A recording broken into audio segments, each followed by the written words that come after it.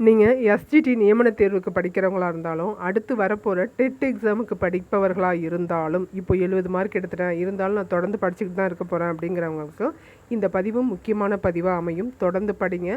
படிப்பை தவிர வேறு ஆயுதம் எதுவுமே இல்லை. தொடர்ந்து படிங்க.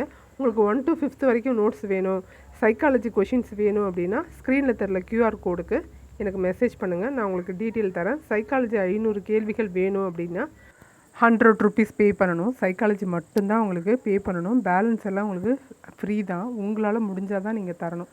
ஏன்னா படிக்க முடியாமல் இருக்கிறவங்க படிக்கணும் அப்படிங்கிறதுக்காக தான் நான் மோட்டிவேட் பண்ணுறேன். வேறு எங்கன்னா காசு கொடுத்து வாங்க முடியாமல் கஷ்டப்படுறவங்களுக்கு சொல்லுங்கள், இந்த மாதிரி நோட்ஸ் இருக்குது வாங்கி படிங்க அப்படின்னு சொல்லுங்கள். அவங்களுக்கு நீங்கள் வீடியோவை ஷேர் பண்ணால் கூட போதும், அவங்க படிக்கிறதுக்கு மோட்டிவ் ஆகிடும். நம்ம இப்போது 6th பார்க்கலாம். இந்த பதிவு 6ஆம் வகுப்பு இயல் 1 பார்க்க போகிறோம். தமிழ் தேன் அப்படிங்கிற தலைப்பில் கொடுத்துருக்காங்க. தமிழ் தேன் எல்லாமே தமிழ் சார்ந்த செய்திகள் தான் இடம்பெறும். முதல்ல இன்பத்தமிழ்ங்கிற பாடல், அடுத்து தமிழ் கும்மிங்கிற பெருஞ்சித்திரனார் பாடல், வளர்த்தமிழ்ங்கிற உரைநடை, கனவு பொழித்தது அப்படிங்கிற துணைப்பாடம், தமிழ் எழுத்துக்களின் வகையும் தொகையுங்கிற இலக்கணம். மொத்தம் 5 டாப்பிக்கும் இந்த இயலில் பார்க்க போகிறோம். அதோட வினா விடைகளையும் பார்க்க போகிறோம். முதல் பாடல் இன்பத்தமிழ். முதல் பாடல் இன்பத்தமிழ். நமது தாய்மொழியாகிய தமிழை தமிழ் இலக்கியங்கள் போற்றுகின்றன. தமிழ் வணக்கம் தற்கால இலக்கிய மரபாக ஆகிவிட்டது. தமிழ் வணக்கம் தற்கால இலக்கிய மரபாக ஆகிவிட்டது. பாரதிதாசன் தமிழை பலவாறாக போற்றுகிறார். கண்ணி மணியே என்று குழந்தையை கொஞ்சுவது உண்டு. அதுபோல செந்தமிழுக்கு பெயர்கள் பல சூட்டி மகிழ்கிறார். கேள்வி கேட்பாங்க, குழந்தையை கொஞ்சுவது போல செந்தமிழுக்கு பெயர்கள் சூட்டி மகிழ்ந்தவர் யார்? பாரதிதாசன் தமிழை எப்படிலாம் பேர் வச்சு கொஞ்சினார். குழந்தையை கொஞ்சுவது போல் தமிழுக்கு பெயர் சூட்டி மகிழ்ந்திருக்கிறாரு. பார்க்கலாம். தமிழுக்கு அமுதென்று பேர், அந்த தமிழின்ப தமிழங்கள் உயிருக்கு நேர். தமிழுக்கு அமுதென்று பேர், அந்த தமிழின்ப தமிழங்கள் உயிருக்கு நேர். தமிழுக்கு நிலவென்று பேர், இன்ப தமிழங்கள் சமூகத்தின் விளைவுக்கு நீர். தமிழுக்கு நிலவென்று பேர், இன்பத் தமிழங்கள் சமூகத்தின் விளைவுக்கு நீர். தமிழுக்கு மனமென்று பேர், தமிழுக்கு மனமென்று பேர், தமிழங்கள் வாழ்வுக்கு நிருமித்த ஊர். தமிழங்கள் இளமைக்கு பால், இன்பத் தமிழ் நல்ல புகழ்மிக்க புலவர்க்கு வேல். தமிழங்கள் உயர்வுக்கு வான், இன்பத் தமிழங்கள் அசதிக்கு சுடர் தந்த தேன். தமிழங்கள் உயர்வுக்கு வான், இன்பத் தமிழங்கள் அசதிக்கு சுடர் தந்த தேன். தமிழங்கள் அறிவுக்கு தோல், இன்பத் தமிழங்கள் கவிதைக்கு வைரத்தின் வாள். எங்கள் கவிதைக்கு வைரத்தின் வாள்னு சொல்லியிருப்பாங்க, எங்கள் அறிவுக்கு தோல்னு சொல்லியிருப்பாங்க. பாரதிதாசன். இதை எப்படி படிக்கணும் அப்படின்னா,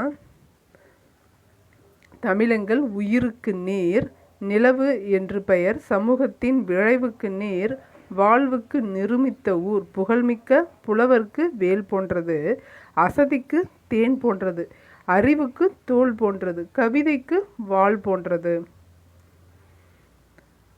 சொல்லும் பொருளும் பாருங்க. நிருமித்த உருவாக்கிய, சமூகம் மக்கள் குழு, விளைவு அப்படின்னா வளர்ச்சியை குறிக்கும், அசதினா சோர்வு. நூல்வெளி பார்க்கலாம். பாரதிதாசன் இயற்பெயர் சுப்புரத்தினம். பாரதியார் மீது கொண்ட பற்றின் காரணமாக தன்னோட சுப்புரத்தினம்ங்கிற பெயரை பாரதிதாசன்னு மாற்றிக்கிட்டாரு. இவர் எந்தெந்த கருத்துக்களை பற்றி பாடினார் அப்படின்னா, பெண் கல்வி, கைம்பெண் மறுமணம், பொது உடைமை, பகுத்தறிவு முதலான புரட்சிகரமான கருத்துக்களை பாடுபொருளாக பாடியுள்ளார். நான் சொல்கிறேன் பாருங்கள் ஸ்டேட்மெண்ட்டு. பெண் கல்வி, கைம்பெண் மறுமணம், கலப்பு திருமணம், பொது உடைமை, பகுத்தறிவு முதலான புரட்சிகரமான கருத்துக்களை பாடியுள்ளார்னு கேட்டுட்டு இந்த ஸ்டேட்மெண்ட் ரைட்டா அப்படின்னு கேட்பாங்க. இதில் இருக்கிற வார்த்தைகள் ரொம்ப முக்கியம். பொது உடைமை, பகுத்தறிவு, இதில் ஒரு வார்த்தையை மாற்றி கூட கொடுத்துட்டு இது சரியானதா, பாரதிதாசன் பற்றின கூற்றில் எது தவறானதுன்னு கேட்பாங்க. நாம் யோசித்து ஆன்சர் பண்ணுற மாதிரி டைம் எடுக்கும். டைம் எடுக்கிறதுக்கு கூட நம்ம கரெக்டாக படித்தா தான் கரெக்டாக டைமை யூஸ் பண்ணி படிக்க முடியும், எழுத முடியும் எக்ஸாமில். நீங்கள் இப்போவே ரிலாக்ஸாக இருக்கும்போதே கரெக்டாக படிச்சுக்கோங்க.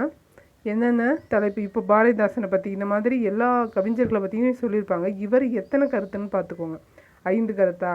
பெண் கல்வி, கைம்பெண் மறுமணம், பொது உடைமை, பகுத்தறிவு, 4 கருத்துக்களை பற்றி பாடியிருக்காரு. இவரை புரட்சி கவி என்று போற்றுகின்றனர். புரட்சி கவிஞர்னு போற்றப்படுறது யார்? பாரதிதாசன். பாவேந்தர் என்றும் சிறப்பிக்கப்படுகிறார். பாவேந்தர், புரட்சி கவி என்றெல்லாம் சிறப்பிக்கப்படுறது பாரதிதாசன். நமக்கு வந்திருக்க பாடல் பாரதிதாசன் கவிதைகள் என்ற தலைப்பில் தமிழ் என்னும் தலைப்பின் கீழ் இடம்பெற்றுள்ளது. அந்த பாட்டு ரொம்ப முக்கியம். அந்த பாட்டுக்கான அட்ரஸ் ரொம்ப ரொம்ப முக்கியம். எந்த இடத்துலேருந்தே எந்த நூல்லேருந்து எடுத்து கொடுத்தாங்கங்கிறதையும் தெரிஞ்சுக்கணும். பாரதிதாசன் கவிதைகள் என்ற நூலில் தமிழ் என்னும் தலைப்பின் கீழ் இடம்பெற்றுள்ளது. அடுத்து காசி ஆனந்தன் ஒரு பாட்டு பாடியிருக்காரு. தமிழே உயிரே வணக்கம், தாய்ப்பிள்ளை உறவம்மா உனக்கும் எனக்கும், அமிழ்தே நீ இல்லை என்றால் அத்தனையும் வாழ்வில் கசக்கும் புளிக்கும், தமிழே உன்னை நினைக்கும் தமிழன் என் நெஞ்சம் இனிக்கும் இனிக்கும் என்று பாடினது காசி ஆனந்தன். காசி ஆனந்தன் பாடியிருக்காரு.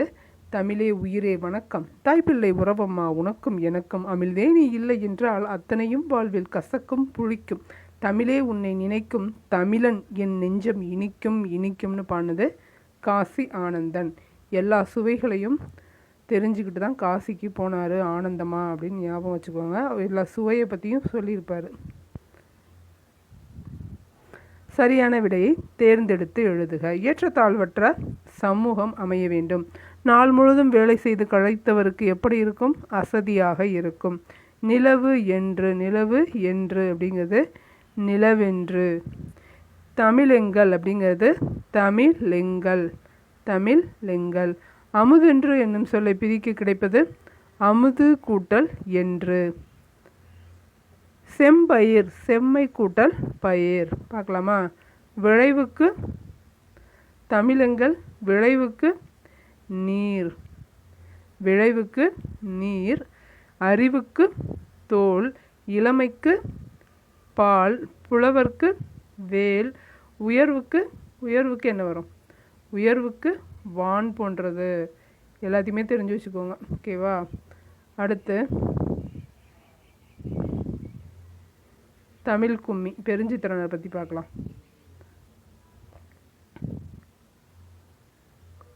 நூல்வெளி, இவர் ஒரு மாணிக்கம். பெருஞ்சித்திரனார் ஒரு மாணிக்கம். தாடியோடு இருப்பார். நிறைய பிக்சரில் தாடியோடு தான் இருப்பார். பெருஞ்சித்திரனாரின் இயற்பெயர் மாணிக்கம். இவரை என்னன்னு சொல்லுவோம்? பாவலரேறுன்னு சொல்லுவோம். இவரை பாவலரேறு என்னும் சிறப்பு பெயரால் அழைக்கப்பட்டது யார்? பெருஞ்சித்திரனார். இவர் எழுதின நூல்கள்லாம் பார்த்துங்க. இவரோட இயற்பெயர் என்ன? மாணிக்கம். பெருஞ்சித்திரனார் ஒரு மாணிக்கம். கனிச்சாறு, கொய்யாக்கனி, பாவியக்கொத்து, நூறாசிரியம் முதலான இவர் இயற்றியுள்ள நூல்கள். கனிச்சாறு, கொய்யாக்கனி, பாவியக்கொத்து, நூறாசிரியம் முதலான இவர் இயற்றியுள்ள நூல்கள். இவர் 3 இதழ்கள் நடத்தினார். தென்மொழி, தமிழ்ச்சிட்டு, தமிழ் நிலம். இவர் நடத்தின இதழ்கள் தென்மொழி, தமிழ்ச்சிட்டு, தமிழ் நிலம். இந்த இதழ்கள் 3 நடத்தி தமிழ் உணர்வை பரப்பிய பாவலர் இவர்தான். இவர் பாடின கனிச்சாறு எத்தனை தொகுதிகளாக இருக்குது? 8 தொகுதிகளாக இருக்குது. இவரோட பாடல் கனிச்சாறுங்கிற நூல் 8 தொகுதிகளாக வெளிவந்திருக்கு. தமிழ் உணர்வு நிறைந்த பாடல்களை கொண்டது. இந்த பாட்டு எங்கேருந்து வந்திருக்கு அப்படின்னா இந்த கனிச்சாறுங்கிறதுலேருந்து தான் வந்திருக்கு. பாடலை பார்க்கலாமா? கொட்டுங்கடி கும்மி கொட்டுங்கடி, இளம் கோதையரே கும்மி கொட்டுங்கடி, நிலம் 8 திசையிலும் செந்தமிழின் புகழ் எட்டிடவே கும்மி கொட்டுங்கடி. கொட்டுங்கடி கும்மி கொட்டுங்கடி, இளங்கோதையரே கும்மி கொட்டுங்கடி, 8 திசையிலும் செந்தமிழின் புகழ் எட்டிடவே கும்மி கொட்டுங்கடி. ஊழி பல நூறு கண்டதுவாம், அறிவு ஊற்றினும் நூல்பல கொண்டதுவாம், பெரும் ஆழி பெருக்கிற்கும் காலத்திற்கும் முற்றும் அழியாமலே நிலை நின்றதுவாம், பொய்யகற்றும் உள்ள பூட்டருக்கும் அன்பு பூண்டவரின் இன்ப பாட்டிருக்கும், உயிர் மெய்புகட்டும் அறமேன்மை கிட்டும் இந்த மேதினி வாழ்வழி காட்டிருக்கும்னு பாடினது பெருஞ்சித்திரனார். பொய்யகற்றும் உள்ள பூட்டருக்கும் அன்பு பூண்டவரின் இன்ப பாட்டிருக்கும், உயிர் மெய் புகட்டும் அறமேன்மை கிட்டும் இந்த மேதினி வாழ்வழி காட்டிருக்கும்னு பாடினது பெருஞ்சித்திரனார். ஆழிப்பெருக்கு அப்படின்னா கடல்கோள், மேதினா உலகம், ஊழி அப்படின்னா நீண்டதொரு காலப்பகுதி, உள்ளப்பூட்டு அப்படின்னா உள்ளத்தின் அறியாமையை குறிக்கிறது. சொற்பொருள் மிக மிக முக்கியமானது, படிச்சுக்கோங்க. அடுத்து காசி ஆனந்தன் பாடின மாதிரி இதுலேயும் ஒரு பாடல் இருக்குது. வாணிதாசன் பாடினது. ஒரே ஒரு இயல் தான், மொத்தம் 4 பாட்டு, 4 பேர் வந்துருச்சு. ஈஸியாக இதையே பொறுத்துகையாக கொடுத்துடலாம். பாருங்கள், கவிதையடிகள்.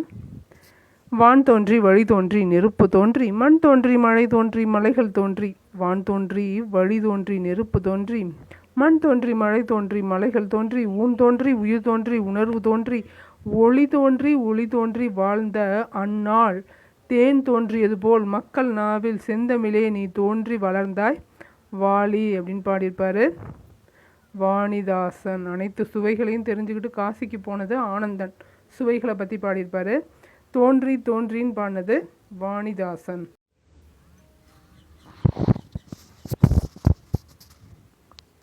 சரியான விடையை தேர்ந்தெடுத்து எழுதுக. சரியான விடையை தேர்ந்தெடுத்து எழுதுக. தாய்மொழி படித்தால் என்ன அடையலாம்? மேன்மை அடையலாம். தகவல் தொடர்பு முன்னேற்றத்தால் என்ன சுருங்கிவிட்டது?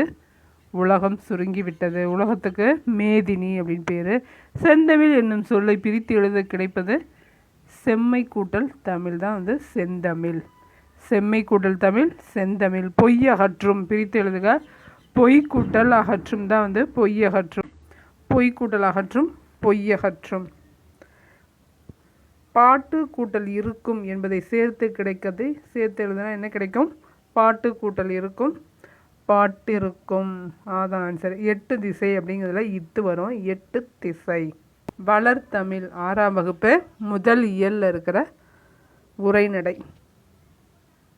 மூத்த தமிழ்மொழி என்றும் இளமையானது, எளிமையானது, இனிமையானது, வளமையானது. காலத்திற்கேற்ப தன்னை தகுதிப்படுத்திக் கொள்வது, நினைக்கும் போதே நெஞ்சில் இனிப்பது, நம் வாழ்வை செழிக்கச் செய்வது. உலக செம்மொழிகளுள் ஒன்றாக விளங்கும் தமிழ் மொழியின் சிறப்புகளை அறியலாம் வாருங்கள். தமிழ் பற்றி பார்க்க போகிறோம். ஃபஸ்ட் எடுத்தோன்னே என்ன கொடுத்துருப்பாங்க? அப்ராக்சிமேட் தான். உலகத்தில் 6000த்திற்கும் மேற்பட்ட மொழிகள் இருக்குது. உலகத்தில் எத்தனைக்கும் மேற்பட்ட மொழிகள் உள்ளன? 6000த்திற்கும் மேற்பட்ட மொழிகள் உள்ளன. அதில் சிலதான் எழுத்து மொழியாகவும் பேச்சு மொழியாகவும் இருக்குது. இலக்கிய வளங்களும் பெற்றிருக்கு. பலவற்றுள்ள இதுவும் செம்மொழியாக திகழுது. உலக மொழிகள் பலவற்றுள்ள இது மிகவும் சிறந்து சிறப்புமிக்க செம்மொழியாகும். சிறப்புமிக்க தமிழ்மொழி தான் இலக்கண இலக்கிய வளம் எல்லாம் பெற்று செம்மொழியாகவும் திகழ்கிற சிறப்பை பெற்றிருக்கு. தமிழ் இலக்கியங்கள் இனிமையானவை. ஓசை இனிமை, சொல் இனிமை, பொருள் இனிமை கொண்டவை. பல மொழிகள் கற்ற கவிஞர் நம்ம பாரதியார் என்ன சொல்கிறாரு அப்படின்னா, யாம் அறிந்த மொழிகளிலே தமிழ் மொழி போல் இனிதாவது எங்கு காணோம். யாம் அறிந்த மொழிகளிலே தமிழ் மொழி போல் இனிதாவது எங்கு காணோம்னு சொன்னது பாரதியார். தமிழின் இனிமையை வியந்து பாடுகிறார். இந்த பாட்டில் தமிழோட இனிமையை சொல்கிறாரு. அடுத்து மூத்த மொழி அப்படிங்கிற தலைப்பில் என்று பிறந்தவள் என்றுணராத இயல்பினலாம் எங்கள் தாய் அப்படின்னு தமிழ் தாயோட பழமை, அவர் எவ்வளோ தமிழ் எவ்வளோ மூத்த மொழி அப்படிங்கிறத சொல்கிறாங்க. என்று பிறந்தவள் என்று உணராத இயல்பினலாம் எங்கள் தாய்னு சொல்கிறாரு பாரதியார். ரெண்டுமே பாரதியாரோட வரிகள் தான். அடுத்து கொடுத்துருக்காங்க பாருங்கள். சாலைகள் தோன்றிய பிறகே சாலை விதிகள் தோன்றியிருக்க வேண்டும். அதுபோல் இலக்கியம் தோன்றிய பிறகே அதற்குரிய இலக்கண விதிகள் தோன்றியிருக்க வேண்டும். தொல்காப்பியம் தான் தமிழில் நமக்கு கிடைத்துள்ள மிக பழமையான இலக்கண நூல். அப்படி என்றால் அதற்கு முன்னதாகவே தான் தமிழ் இலக்கிய நூல்கள் இருந்திருக்கணும். ஏன்னா இலக்கண நூலே வந்திருக்கு அப்படின்னா அதுக்கு முன்னாடியே நூல்கள் இருந்திருக்கணும் அப்படிங்கிறத சொல்லியிருக்காங்க. தமிழ் அவ்வளவு தொன்மையான மொழி. தமிழ் ரொம்ப எளிமையானது. ஈஸியாக அதை படிக்க முடியும். ஒலித்தாலே போதும். எழுத்துக்களை கூட்டி ஒலித்தாலே இயல்பாக படிக்கிறது நிகழ்ந்துடும். எப்படி அப்படின்னா அமுது அப்படிங்கிறத படிக்கணும்னா அமுது சேர்த்தாலே போதும், வார்த்தை வந்துடும். அதே மாதிரி தமிழ் மொழியை எழுதும் முறையும் மிக எளிதுதான். இதற்கேற்ப தமிழ் எழுத்துக்கள் பெரும்பாலும் எப்படித்தான் இருக்கும்? வலஞ்சுழி எழுத்துக்களாக இருக்கும். எல்லா இன்ஃபர்மேஷன்ஸுமே வெரி ரொம்ப ரொம்ப முக்கியமான இன்ஃபர்மேஷன்ஸு படிச்சுக்கோங்க. தமிழ் எழுத்துக்கள் எப்போதும் வலஞ்சுழியாகவே இருக்கும். அதாவது வலது பக்கம் சுழிச்சு தான் இடது பக்கம் போகும் எழுத்துக்கள். அப்படிங்கிறது வலது பக்கம் சுழியுது, இடது பக்கம் போய் நிற்கிது. ஏங்கிறதும் அப்படி தான். ஏங்கிறது வலது பக்கம் சுழிச்சு இடது பக்கம் போய் நிற்கிது. ஆனால் இடஞ்சுழி எழுத்துக்கள் ரொம்ப கம்மி. அதிகமான எழுத்துக்கள் வலஞ்சுழி எழுத்துக்கள் தான். தமிழில் இடஞ்சுழி எழுத்துக்கள் எதுன்னு தெரிஞ்சுக்கோங்க. ட, ஏ, இதெல்லாம் ஆக்கு ஆப்போசிட்டாக இருக்கும். அந்த பக்கம் போய் சுழியும். அதெல்லாம் இடஞ்சுழி எழுத்துக்கள். அடுத்து தமிழ், தமிழ்நாடு, தமிழன். இந்த 3 வார்த்தையும் எப்போ வந்துச்சு, எதில் முதல்ல எடுத்து ஆளப்பட்டது அப்படிங்கிறத பார்க்கலாம். தமிழ் அப்படிங்கிறது தொல்காப்பியத்தில் தான் நமக்கு கிடைத்த மிக பழமையான இலக்கண நூல் தொல்காப்பியம்தான். அப்போ ரொம்ப பழசு அப்படின்னா கிளவின்னு ஞாபகம் வச்சுக்கோங்க. தமிழன் கிளவியும் அதனோரற்றே தொல்காப்பியத்தில் வருது. தமிழ்ங்கிற வார்த்தை என்ன சென்டென்ஸ்ன்னு பார்த்தீங்கன்னா தமிழன் கிளவியும் அதனோரற்றே. தமிழ்நாடுங்கிற வார்த்தை சிலப்பதிகாரத்தில் வருது. இமிழ்கடல் வேலியை தமிழ்நாடாக்கிய இது நீ கருதினை ஆயின். இமிழ்கடல் வேலியை தமிழ்நாடாக்கிய இது நீ கருதினை ஆயின். சிலப்பதிகாரம் வஞ்சி காட்டத்தில் வேலியை பற்றி சொல்லுது. இமிழ்கடல் வேலியை தமிழ்நாடாக்கியன்னு சொல்கிறது சிலப்பதிகாரம். தமிழன் அப்படிங்கிறது அப்பர் தேவாரம். தமிழன் கண்டாய் அப்படிங்கிறது திருத்தாண்டகம்.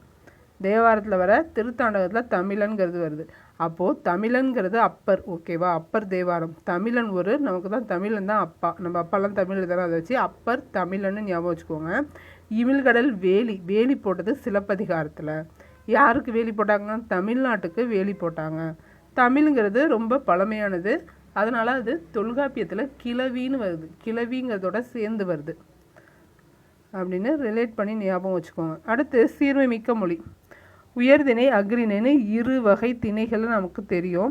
உயர்திணைக்கு எதிர்ச்சொல் என்னவாக இருக்கணும்? தாழ்திணையாக இருக்கணும். ஆனால் தாழ்திணை என்று கூறாமல் தமிழில் எப்படி சொல்கிறோம்? அக்ரிணைன்னு சொல்கிறோம். அக்ரிணை அப்படின்னா அல் கூட்டல் திணை அப்படின்னா உயர்வு அல்லாத திணை என்று பெயர். அல் கூட்டல் திணைனா என்ன மீனிங்னு கூட கேட்கலாம். உயர்வு அல்லாத திணைன்னு சொல்கிறோம். அதே மாதிரி தான் பாகற்காய்க்கும் பாகு கூட்டல் காயின்னு சொல்கிறது நாம் சொல்கிறது. அதை கசப்பு காயின்னு தான் சொல்லணும். ஆனால் அப்படி சொல்லாமல் இனிப்பு அல்லாத காய் பாகு அல் காய்ன்னு சொல்கிறோம். இவ்வாறு பெயரிடுறது தான் சீர்மை மிக்க மொழிக்கு எடுத்துக்காட்டு. நீ கெட்டவன் அப்படின்னு அப்பட்டமாக சொல்லாமல் நீ நல்லவன் இல்லை அப்படின்னு சொல்கிறது, ஓகேவா? பாகு அல் கூட்டல் காய் அப்படின்னா நீ இனிப்பு அல்லாத காய், அதனால் நீ கசப்பு காயின்னு நாங்களே மீனிங் பண்ணிக்கணும். நாங்கள் டைரெக்டாக நீங்கள் கெட்டவன்லாம் சொல்ல மாட்டோம். நீங்கள் நல்லவன் இல்லை அப்படின்னு நாங்கள் சொல்லுவோம். அதை வச்சு நீங்கள் எல்லாம் எடுத்துக்கணும். அதான் தமிழோட சிறப்பு. அடுத்து வளமை மொழி. தமிழ் வளமை மிக்க மொழி. தொல்காப்பியம், நன்னூல் உள்ளிட்ட இலக்கண நூல்கள் மிகுந்தது. தமிழ் மொழி 8 தொகை 10 பாட்டு ஆகிய சங்க இலக்கியங்களை கொண்டது. திருக்குறள், நாலடியார் முதலிய அறநூல்கள் பலவும் நிறைந்தது. சிலப்பதிகாரம், மணிமேகலை முதலிய காப்பியங்களை கொண்டது. இவ்வாறு இலக்கிய வளம் நிறைந்தது தான் நம்ம தமிழ் மொழி. அடுத்து இது பாருங்கள், பூக்களின் நிலைகள். நீங்கள் 10th புக் எடுத்து பார்த்தீங்கன்னா அதில் 6 நிலைகளாக 5 நிலைகள் கொடுத்துருக்காங்க. இதை விட அதிகமாக தான் இருக்கும் அப்படிங்கிறதுனால நான் அதில் தவறாக தான் போட்டுட்டேன். 6 நிலைகள்ங்கிறது தவறு. அது ஒரு கட்டுரை. அந்த கட்டுரையில் 5 நிலைகளை மட்டும் சொல்லியிருப்பாங்க. அதை பார்த்துக்கோங்க.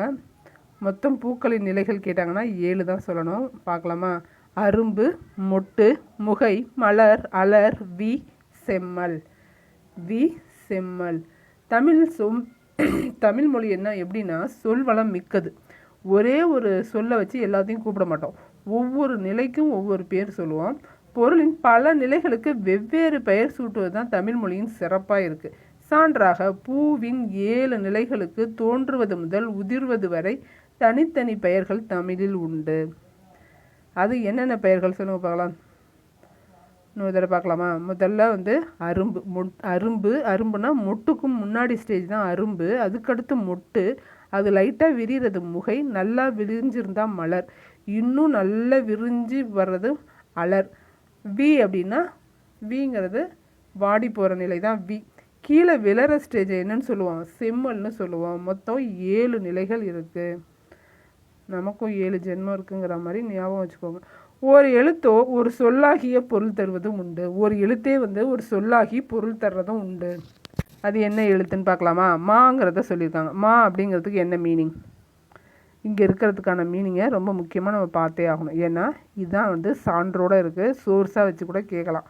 அதனால் இங்கே இருக்கிறது ரொம்ப முக்கியமாக பார்த்துக்கோங்க. மாங்கிறதுக்கு மரம், விலங்கு, பெரிய, திருமகள், அழகு, அறிவு, அளவு, அழைத்தல், துகள், மேன்மை, வயல், வண்டு அப்படின்னு இத்தனை மீனிங்கும் மாங்கிற ஒரே எழுத்தில் தான் வருது. மரம், விலங்கு, பெரிய, திருமகள், அழகு, அறிவு, அளவு, அழைத்தல், துகள், மேன்மை, வயல், வண்டு. அடுத்து வளர்மொழி. தமிழுக்கு முத்தமிழ் என்னும் சிறப்பு பெயர் உண்டு. இயல் தமிழ் எண்ணத்தை வெளிப்படுத்தும். இசைத்தமிழ் உள்ளத்தை மகிழ்விக்கும். நாடகத்தமிழ் உணர்வில் கலந்து வாழ்வில் நிறை குறைகளை சுட்டி காட்டும். தமிழில் காலந்தோறும் பல வகையான இலக்கிய வடிவங்கள் வருகிறது. அது என்னென்ன அப்படின்னா செய்யுள், கவிதை, புதுக்கவிதை, துளிப்பா அப்படிங்கிறதெல்லாம் கூட இப்போது வருது. அதே மாதிரி கட்டுரையில் பார்த்திங்கன்னா புதினம், சிறுகதை போன்ற உரைநடை வடிவங்களும் வருகிறது. தற்போது அறிவியல் தமிழ், கணினி தமிழ் என்று மேலும் வளர்ந்து கொண்டே வருகிறது. தாவர இலைகளின் பெயர்கள் கொடுத்துருக்காங்க. அரசு, ஆல், மா, பலா, வாழை இதெல்லாம் இலை. அகத்தி, பசலை, முருங்கை இதெல்லாம் கீரை. அருகு கோரை வந்து புல், நெல் வரகு வந்து தாள், மல்லி வந்து தலை, மல்லித்தலை, சப்பாத்தி களியும் தாளையும் மடல், கரும்பும் நாணலும் தோகை, கரும்பு நாணலுக்கு தோகைன்னு வரணும். பனை தென்னை ஓலை, கமுகு அப்படிங்கிறது பாக்கு மரத்தை குறிக்கும், கமுகு வந்து கூந்தல், கமுகுன்னா கூந்தல். அடுத்து பாருங்கள், புதுமையான மொழி அப்படின்னு ஒரு ஹெட்டிங் கொடுத்துருக்காங்க. இணையம், முகநூல், புலனம், குரல் தேடல், தேடிபொறி எல்லாத்தையுமே இப்போது தமிழை யூஸ் பண்ணுறோம். செய்தித்தாள், வானொலி, தொலைக்காட்சியிலையும் பயன்படுத்துகிறோம். அடுத்த, உலகில் எழுத்து வடிவம் பெறாத மொழிகளும் பல உள்ளன. இந்நிலையில் தமிழ் வரிவடிவ எழுத்து அறிவியல் தொழில்நுட்ப நோக்கத்திலும் பயன்படுத்தப்பட்டு தக்கவையாக உள்ளது. அறிவியல் நோக்கத்திலையும் பயன்படுத்த முடியும். அதே மாதிரி கணினி மொழிக்கு வந்து எண்களின் அடிப்படையில் வடிவமைக்கப்பட வேண்டும். தொல்காப்பியம், நன்னூல் போன்றவை நாம் படிப்பதற்காக எழுதப்படுபவை. ஆயினும் அவை கணினி மொழிக்கு ஏற்ப நுட்பமான வடிவத்தை பெற்றுள்ளன. மொழியை வந்து கணினியில் பயன்படுத்த வேண்டும் என்றால் அது எண்களின் அடிப்படையில் வடிவமைக்க வேண்டும். அப்படியும் தமிழை மாற்றி வடிவமைச்சிக்க முடியுது அப்படின்னு சொல்லியிருக்காங்க. அடுத்து, தமிழ் எண்கள் அறிவோம். க, உ, ஞ, ச, ரு, சு, ஏ, அ, கு, க. இதெல்லாம் வந்து 1, 2, 3ல் படித்து வச்சுக்கோங்க. அதே மாதிரி தமிழில் 2000 ஆண்டுகளுக்கு முன்னாடியிலேருந்தே வழக்கத்தில் இருக்கிற சொற்கள் இன்னமும் நம்ம பயன்படுத்திகிட்டு இருக்கோம். அந்த சொற்களை அது முதல்ல எங்கே பயன்படுத்தப்பட்டுச்சு அப்படிங்கிறத சொல்லியிருக்காங்க. ஏதாவது ஷார்ட்கட் வச்சு ஞாபகம் வச்சுக்க முடியுமா பாருங்கள். வேளாண்மை செஞ்சால் களி சாப்பிட்லாம், வேளாண்மை செஞ்சால் களி சாப்பிட்லாம். கலித்தொகை, திருக்குறள் படித்து வேளாண்மை செஞ்சோம்னா களி சாப்பிட்டு நல்லா நிம்மதியாக இருக்கலாம். உழவர் செஞ்ச உழவு தொழில் செய்கிறோம் அப்படின்னா என்ன செய்வோம்? நாற்று நடுவோம் இல்லையா? நற்றிணை, நாற்று நட்டு வைப்போம், நற்றிணை ஞாபகம் வச்சுக்கோங்க. பாம்பு, குறுந்தொகை. வெல்லம் வந்து என்ன செய்வோம்? 10 போட்டு அடைப்போம், 10 மூட்டையாக போட்டு அடைப்போங்கிற மாதிரி வெல்லம் 10 முதலை, குறுந்தொகை. பாம்பு குறுந்தொகை, முதலை குறுந்தொகை. கோடை, அகநானூறு. உலகம் அப்படிங்கிற சொல் தொல்காப்பியத்துலேயும் இருக்குது, திருமுருகாற்றுப்படையிலையும் இருக்குது. உலகங்கிற சொல் தொல்காப்பியம், திருமுருகாற்றுப்படை. மருந்து, அகநானூறு. கோடைங்கிறதும் அகநானூறு. மருந்து அகநானூறு, கோடை அகநானூறு. ஊர் அப்படிங்கிறது தொல்காப்பியம். ஊர், அன்பு, உயிர் இதெல்லாம் வந்து தொல்காப்பியம். ஊர், அன்பு, உயிர். தொல்காப்பியம், திருக்குறள் ரெண்டுத்துலையுமே இருக்குது. உலகம், அன்பு, ஊர், உயிர் இது எல்லாமே வந்து தொல்காப்பியத்தில் இருக்குது. உலகங்கிறது மட்டும்தான் வந்து திருமுருகாற்றுப்படையிலையும் இருக்குது. அடுத்து, மகிழ்ச்சிங்கிறதும் தொல்காப்பியம், திருக்குறள். மீன்கிறது குறுந்தொகை. பாம்பு, முதலை, மீன். அப்போது இந்த உயிரினங்கள் வர்றது அதெல்லாம் வந்து குறுந்தொகையில் வருதுன்னு ஞாபகம் வச்சுக்கோங்க. அடுத்து, புகழ், தொல்காப்பியம். உலகம், ஊர், உயிர், அன்பு, மகிழ்ச்சி, புகழ் இது எல்லாமே வந்து தொல்காப்பியத்தில் வருது. இதில் எது மட்டும் திருமுருகாற்றுப்படையில் வருது சொல்லுங்கள் பார்க்கலாம். உலகங்கிறது திருமுருகாற்றுப்படையில் வருது. ஓகேவா? நீங்கள் அடுத்த பேஜ் போகும்போது பேஜ் என்ன படித்தோம் அப்படின்னு ரிவைஸ் பண்ணி பாருங்கள். அரசு அப்படிங்கிறதும் திருக்குறளில் வருது. செய் அப்படிங்கிறது குறுந்தொகையில் வருது. முதலை, மீன், பாம்பு, செய் இது முதல்ல மீன், பாம்பு எல்லாத்தையும் வச்சு செய்வாங்க. எதில்? குறுந்தொகையில். செல், தொல்காப்பியம். பார் அப்படிங்கிறது பெரும்பான் ஆற்றுப்படை. திருமுருகாற்றுப்படையில் உலகம் வருது. ஓகேவா? ஒளிங்கிறது தொல்காப்பியம், முடிங்கிறதும் தொல்காப்பியம். அடுத்து இன்னொரு பிறந்த நாள் வாழ்த்து பாடல் பாடியிருக்காங்க, பாடலாமா? நீண்ட காலம் நீ நீடு வாழ வேண்டும், வானம் தீண்டு தூரம் நீ வளர்ந்து வாழ வேண்டும், அன்பு வேண்டும், அறிவு வேண்டும், பண்பு வேண்டும், பரிவு வேண்டும், 8 திக்கும் புகழ வேண்டும், எடுத்துக்காட்டு ஆக வேண்டும், உலகம் பார்க்க உனது பெயரை நிலவுத்தாளில் எழுத வேண்டும், சர்க்கரை தமிழெள்ளி தாலாட்டு நாள் சொல்லி வாழ்த்துகிறோம், பிறந்த நாள் வாழ்த்துக்கள், இனிய பிறந்த நாள் வாழ்த்துக்கள். அறிவுமதி. உங்கள் குழந்தைங்கள பாட வைங்க, இந்த பேரையும் சேர்த்து பாட வைங்க. 2 தடவை பாடினாங்களோ போனது லைஃப் லாங் மறக்கவே மறக்காது. அறிவுமதி. இந்த பாடலை பாடினது அறிவுமதி. அடுத்து, தொன்மை என்னும் சொல்லின் பொருள் என்ன? பழமை. இடப்புறம் என்பது இடம் கூட்டல் புறம். இடதுன்னு வரணும் இல்லையா? இடப்புறம், இடம் கூட்டல் புறம் தான் இருக்குது இதில். சீரிழமை. சொல்லை பிரித்து எழுத கிடைப்பது சீர்மை கூட்டல் இளமை. அடுத்து, சிலப்பதிகாரம். ஆவணதான் ஆன்சர். கணினி தமிழ். தமிழ் மொழி போல இனிதாவது எங்கு காணோம் என்று பாடியவர் யார்? பாரதிதாசன். மா என்னும் சொல் விலங்கு. மானா விலங்கு. நாம் சிந்திக்கவும் சிந்தித்ததை வெளிப்படுத்தவும் உதவுவது என்னது? மொழி தான் உதவுது. அதே மாதிரி நமக்கு கிடைத்த பழமையான நூல் தொல்காப்பியம். மொழியை கணினியில் பயன்படுத்த வேண்டும் எனில் அது எவ்வாறு இருக்க வேண்டும்? எண்கள் அடிப்படையில் இருக்கணும். எண்கள் அடிப்படையில். அடுத்து கனவு பழித்தது. கனவு பழித்தது துணைப்பாடம் கொடுத்துருக்காங்க. ஒரு பொண்ணு அவங்க அத்தைக்கு லெட்டர் எழுதுகிறா. வணக்கம், நான் நலம், நீங்கள் நலமா? என் பள்ளி பருவ கனவு நனவாகிவிட்டது. ஆம் அத்தை, இளம் அறிவியல் ஆய்வாளர் பணிக்கு நான் தெரிவு செய்யப்பட்டிருக்கிறேன். நாளை காலை சதீஷ் தவான் விண்வெளி ஆய்வு நிறுவனத்தில் பணியில் சேர வேண்டும். இந்த மகிழ்ச்சியான நேரத்தில் உங்களை நினைத்து கொள்கிறேன். நான் 6ஆம் வகுப்பு படிக்கும்போது உங்களுக்கு ஒரு கடிதம் எழுதினேன். என்ன கடிதம்னா, அதன் பிறகு நீங்கள் எனக்கு தொடர்ந்து பல கடிதங்கள் எழுதினீர்கள். செய்திகள் பலவற்றை கூறி ஊக்கமளித்து கொண்டே இருந்தீர்கள். ஐயங்கள் எல்லாவற்றையும் தீர்த்து கொண்டு நான் இப்போ சேர்றேன் அப்படின்னு சொல்லியிருப்பா. அதுக்கு அவங்க அத்தையும் ஆன்சர் பண்ணியிருப்பாங்க. பாருங்கள், நீண்ட நெடுங்காலமாகவே அறிவியல் சிந்தனைகளோடு விளங்கியவர்கள் தமிழர்கள். தமிழ் இலக்கியங்களில் அறிவியல் சிந்தனைகள் பல காணப்படுகின்றன. அவற்றுள் சிலவற்றை உனக்கு பகிர்கிறேன், கேட்டுக்கோ அப்படின்னு சொல்லிட்டு, உலகம் நீர், நிலம், நீர், நெருப்பு, காற்று, ஆகாயம் என்னும் 5ம் கலந்தது இவ்வுலகம். அறிவியல் உண்மை தொல்காப்பியம். நமது தொல்காப்பியம் என்னும் நூலில் இக்கருத்து சொல்லப்பட்டிருக்கு. நீங்கள் 8ஆம் வகுப்பு முதலியல் படிச்சிங்கன்னா அதை சொல்லிடுவீங்க. அடுத்து ஓரறிவு முதல் 6 அறிவு வரை வகைப்படுத்தப்பட்டிருக்கு அப்படிங்கிறது 9th இருக்குது. நிலம், நீர், தீ, வளி, விசும்போடு 5ம் கலந்த உலகம் மயக்கும் ஆதலில் அப்படின்னு பாடியிருப்பாங்க இல்லையா, அதுதான் சொல்லியிருக்காங்க. இந்த 5 கலந்தது தான் உலகம் அப்படிங்கிறத தொல்காப்பியத்தில் சொல்லியிருக்காங்க. மேலும் அதில் என்ன சொல்லியிருக்காங்கன்னா, ஓரறிவு முதல் 6 அறிவு வரை வகைப்படுத்தியிருக்காங்க. அடுத்து கடல் நீர் ஆவியாகி மேகமாகும், பின்னர் மேகம் குளிர்ந்து மழையாக பொழியும்.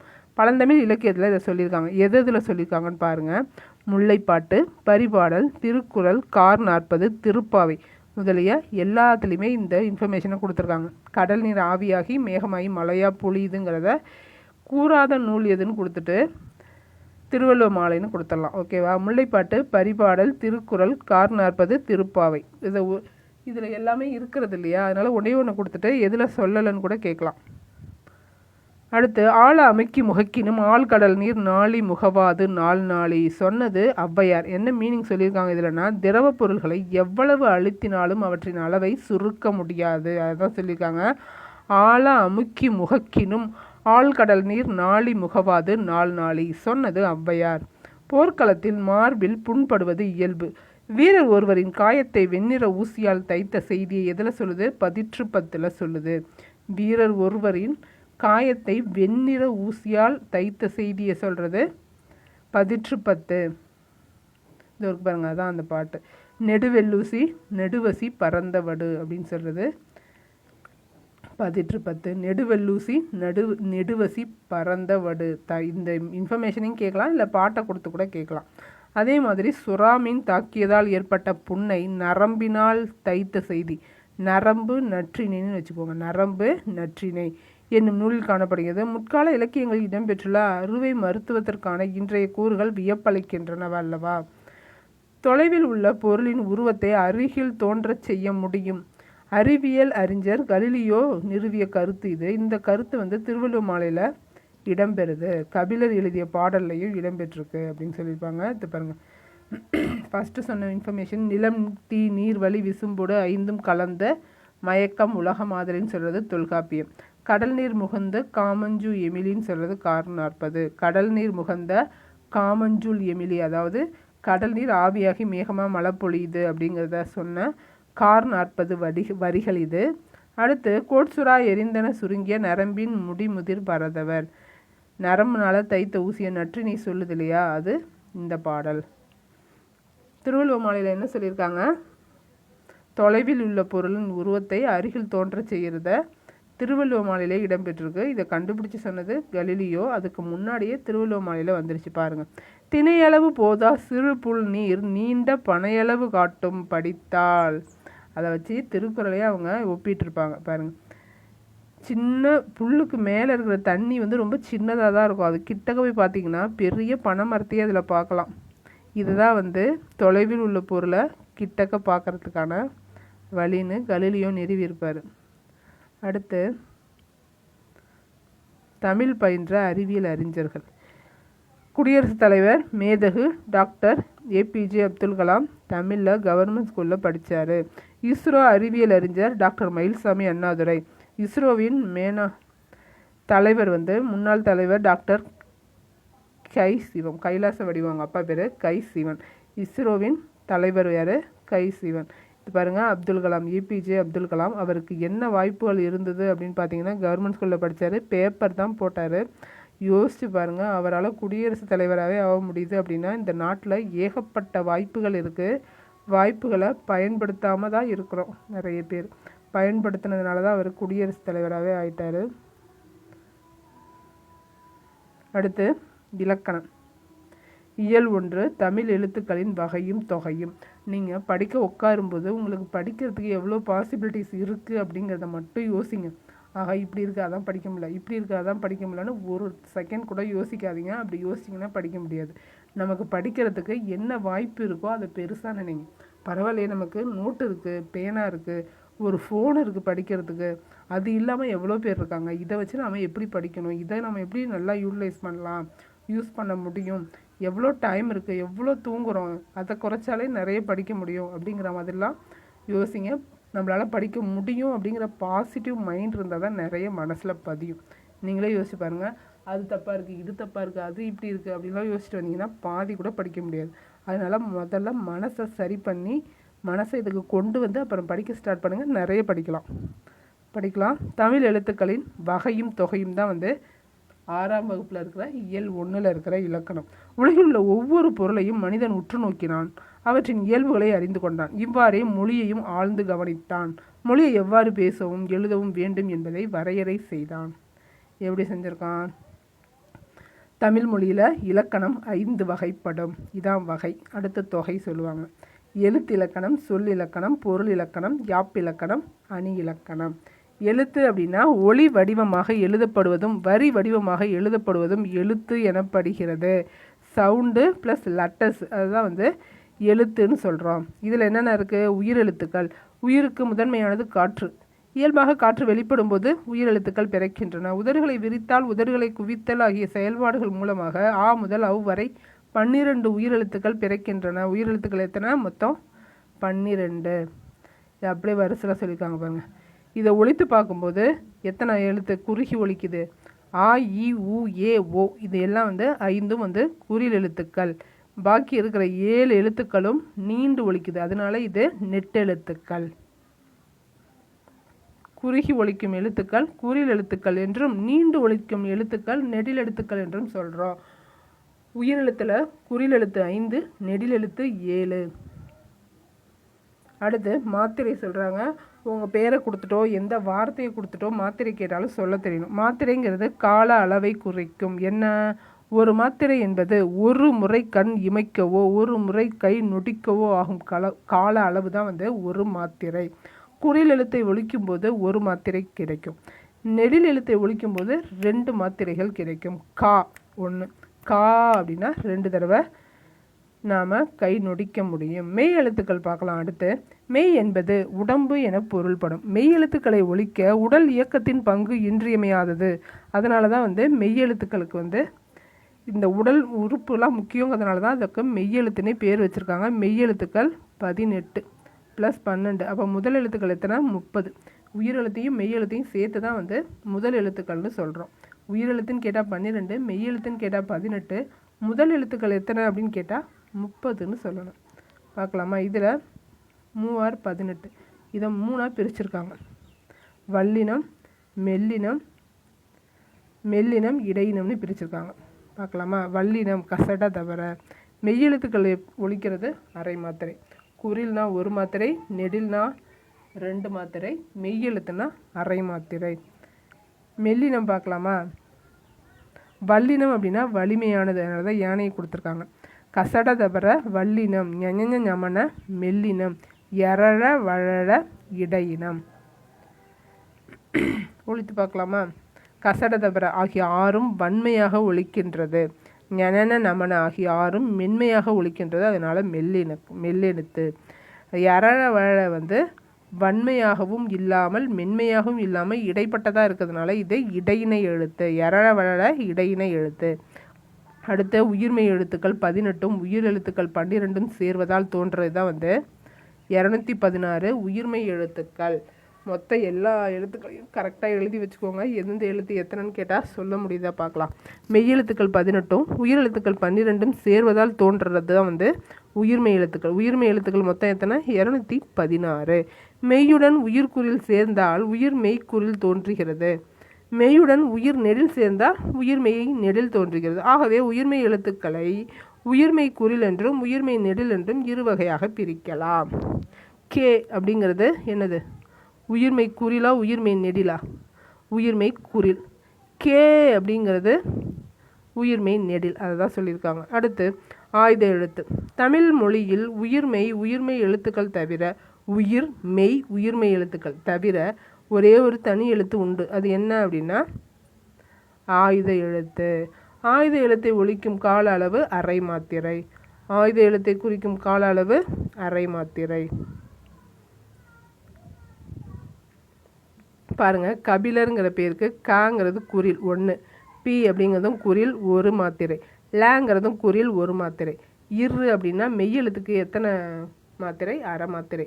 அப்போ கபிலருக்கு மொத்தம் எத்தனை மாத்திரை? 3 மாத்திரை.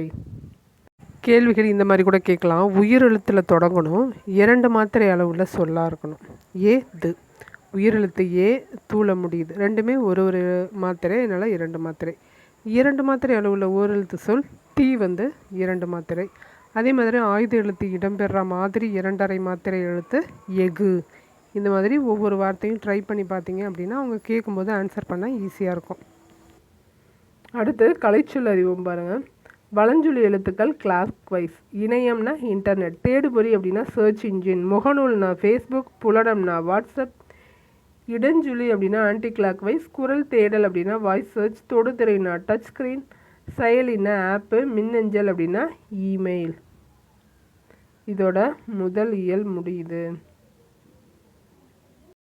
தொடர்ந்து படிங்க. நல்ல விஷயம் எங்கே கிடைச்சாலும் தேடி தேடி படிங்க. அன்னப்பறவை மாதிரி மேக்ஸு இங்கிலீஷ் எல்லாத்தையுமே படிங்க.